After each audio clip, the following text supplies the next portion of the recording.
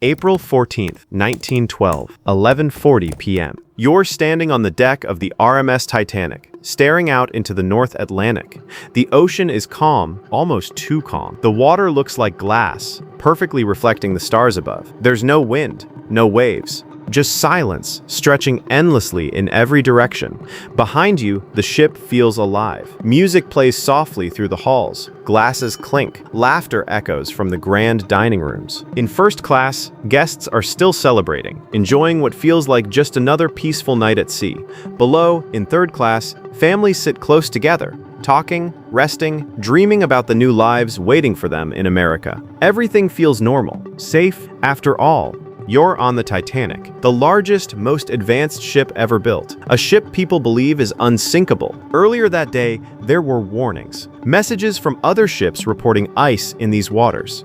But nothing changed. The Titanic kept moving forward at full speed, cutting through the ocean at over 20 knots. You pull your coat tighter as the cold air bites at your skin. Your breath turns to fog as you lean slightly against the railing. High above you, in the crow's nest, two lookouts scan the darkness. No binoculars, just their eyes, searching the horizon. Then suddenly, a bell rings sharply. Iceberg right ahead! For a moment, time feels frozen. There's no explosion, no dramatic crash, just a strange sensation beneath your feet, a long, scraping vibration, like the ship is brushing against something solid.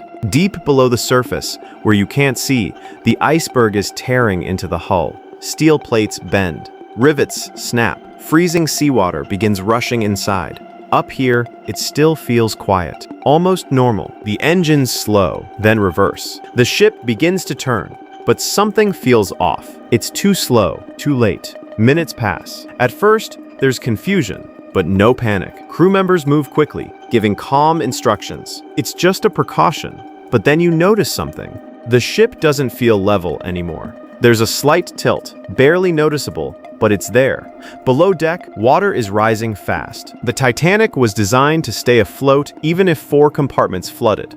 Tonight, 6 have already been breached. You don't know that yet, but the crew does. And now, you can see it in their faces. Life jackets are being handed out. Lifeboats are uncovered. Some people hesitate. Some even laugh, unsure if this is serious.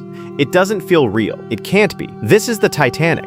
But the tilt grows worse. The front of the ship begins to sink lower into the water. The cold air feels sharper now, colder than before. You look out at the ocean again, but it doesn't feel calm anymore. It feels endless, empty, unforgiving. The lifeboats begin to lower. Women and children first. Some boats leave half full. People still don't believe what's happening. There aren't enough lifeboats. There never were. Over 2,200 people are on board. Only about half will have a place. Now the panic begins. Voices rise. People start moving faster. The ship tilts more. You grab onto the railing to keep your balance. The metal beneath your hands feels colder. The ship groans. Deep, heavy sounds echoing through its structure.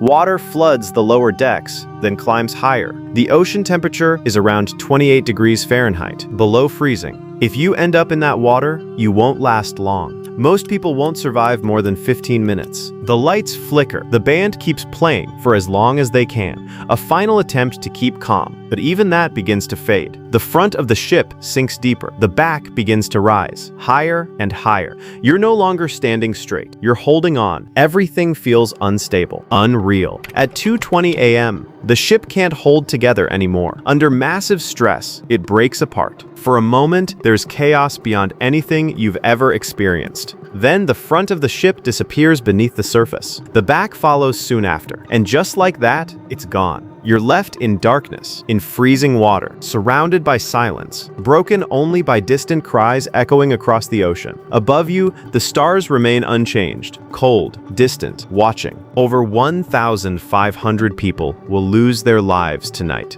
Not because the ship wasn't powerful, but because it wasn't prepared. And in your final moments, as the cold takes over, one truth becomes clear. This ship was never unsinkable.